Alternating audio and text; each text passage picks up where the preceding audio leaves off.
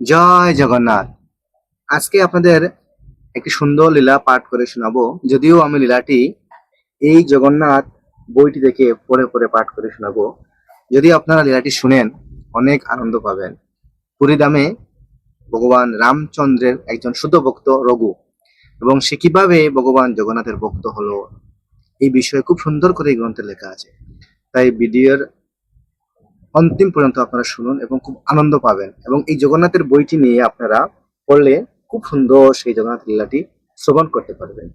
তাই ভিডিওটি শুরু করছি, আমাদের সঙ্গেই থাকুন। আমি আপনাদের এই বই থেকে পড়ে পড়ে শোনাবো।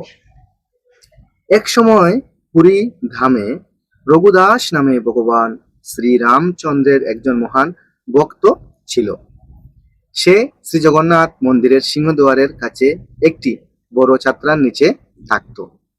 একবার সে যখন জগন্নাথ দর্শন করতে গেল, তখন সে বিগ্রহ বেদিতে রাম, লক্ষ্মণ ও সীতাদেবীর দর্শন পেল।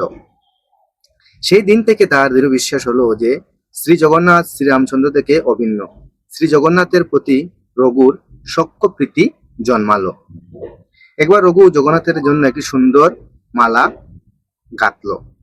জগন্নাথকে মালাটি দেওয়ার জন্য সেটি সে পূজারীকে দিল, কিন্তু পূজারী সেটি ভগবানকে দিতে চাইলেন না।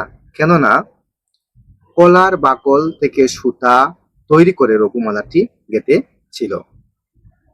সেই সময় জগন্নাথ মন্দিরের এইসব দ্রব্য নিষিদ্ধ ছিল। তার মালা জগন্নাথকে দেওয়া হলো না দেখে রঘু অত্যন্ত দুঃখিত হলো। অত্যন্ত বিমর্ষ হয়ে সে মন্দির ত্যাগ করল। সেই দিন সন্ধ্যায় পূজারী সন্ধ্যা আরতি সমাপন করলেন। ভগবান শয়নে যাওয়ার পূর্বে পূজারীরা তাকে একটি বিশেষ বেশ পরান, যাকে বলা হয় বড় সিংহার বেশ।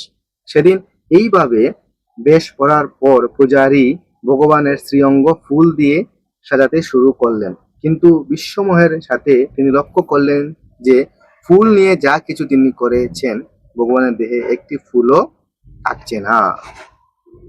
ভগবান কোনো ফুলই গ্রহণ করছেন না। সমস্ত পূজারীরা এই ভেবে অত্যন্ত উদ্বিগ্ন হয়ে পড়লেন যে তারা নিশ্চয়ই কোনো গর্হিত অপরাধ করেছেন। কিন্তু কি সেই অপরাধ? তারা সকলেই স্থির করলেন যে তারা কি অপরাধ করেছেন তা জানবার জন্য তারা সকলে মন্দিরেই শয়ন করবেন, এবং যতক্ষণ পর্যন্ত না ভগবান তাদেরকে তাদের অপরাধ সম্বন্ধে বলছেন তারা উপবাসী থাকবেন। সেই দিন রাতেই শ্রী জগন্নাথ প্রধান পূজারীর নিকট স্বপ্নে আবির্ভূত হলেন এবং বললেন, আমার ভক্ত রঘুদাস আমার জন্য একটি ফুলের মালা এনেছিল।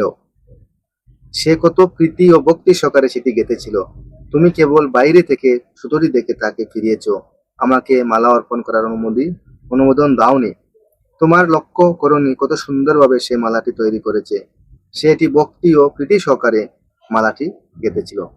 এখন আমার সেবা থেকে বঞ্চিত হয়ে আমার ভক্ত তার বাড়িতে মালাটি সামনে রেখে বিষণ্ণ মনে শয়ন করে আছে। সে কিছু আহার করেনি আর অবিরাম অশ্রুপাত করছে। এখনো সে নিদ্রা যায়নি। আমার ভক্তের মনোবিলাস পূর্ণ না হলে কিভাবে আমি তোমাদের কাছ থেকে মালা গ্রহণ করে নিদ্রা যাব? তৎক্ষণাৎ প্রধান পূজারী জেগে উঠলেন এবং অন্যান্য পূজারীদেরকে সমস্ত কথা জানালেন। তখন তারা সকলে রঘুদাসের কাছে গেলেন, তাদের অপরাধ স্বীকার করলেন এবং শ্রী জগন্নাথকে তার মালা অর্পণ করতে বললেন। রঘুদাস অত্যন্ত সুখী খুশি হলো এই শুনে যে ভগবান এত করুণাময় যে তিনি স্বয়ং তার মালা গ্রহণের জন্য অপেক্ষা করেছেন। হরি বল। রঘুদাস আনন্দে বিহুল হলো। একবার রঘুদাস খুব গুরুত্বতর একটি অসুখে পড়ল। তার স্বাস্থ্য এতই ভেঙে গেল যে তার আর বিছানা থেকে উঠে দাঁড়াবার শক্তি রইল না। সজাতেই তাকে মল ত্যাগ করতে হচ্ছিল। খুবই দুর্গন্ধ ছড়াচ্ছিল। রঘুদাস রূপ পীড়িত, কাতর হয়ে ঘন ঘন অচৈতন্য হয়ে পড়ছিল। এই অবস্থায় তার নিজেকে সাহায্য করার কোনো ক্ষমতা ছিল না। সে সময় একটি ছোট বালক রঘুদাসের সেবা করতে এলো। বালকটি তার দেহ, বিছানা সবকিছু পরিষ্কার করলো। তার দেহ সে চন্দনে লিপ্ত করলো এবং ঘরে সুগন্ধি দ্রব্য দিয়ে ঘরের দুর্গন্ধ দূর করে ঘরকে শুদ্ধ করলো। রঘুর যখন বাহ জ্ঞান ফিরল, তখন সে দেখলো বালকটি স্বয়ং জগন্নাথ। জয় জগন্নাথ। রঘু জগন্নাথকে বলল, প্রভু তুমি এখানে কি করছো? এইরকম হীন সেবা করে তুমি আমাকে অপরাধী করছো। তোমার সেবা গ্রহণ করে আমি আরো পাপগ্রস্ত হয়ে পড়েছি। হে প্রভু, তুমি অত্যন্ত দয়াময়, তুমি জগতের নাথ, তুমি সবকিছুই করতে পারো। তুমি যদি চাও সহজেই আমার রোগ পীড়া আরোগ্য করতে পারো, কিন্তু আমাকে সুস্থ করে দেওয়ার পরিবর্তে কেন তুমি আমার এমন হীন সেবা করছো?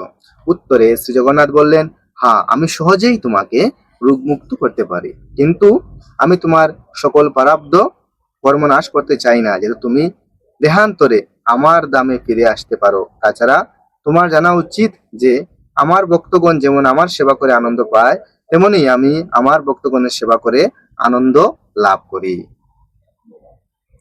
আমি সব সময় তোমার সেবা করার অভিলাষ করি।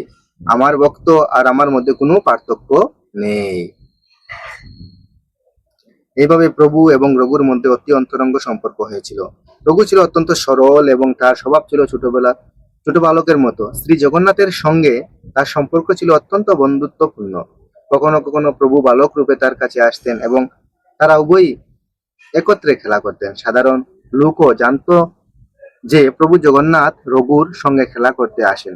প্রত্যেকেই রঘুকে সম্মান করত। রঘু এইভাবে জনসমাজে জগন্নাথের বন্ধু বা সখা হিসাবে প্রসিদ্ধ হয়েছিলেন। একবার শ্রী জগন্নাথ রঘুর কাছে এলেন এবং তাকে রাজার বাগান থেকে কাঁঠাল চুরি করতে তার সঙ্গে যেতে বললেন। হরে কৃষ্ণ।